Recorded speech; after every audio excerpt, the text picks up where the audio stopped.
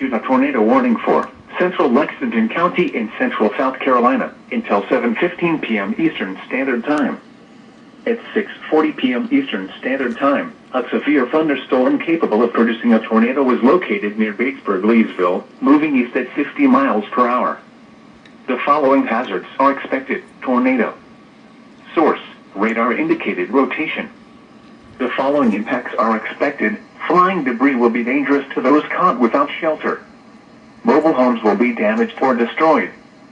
Damage to roofs, windows, and vehicles will occur. Tree damage is likely.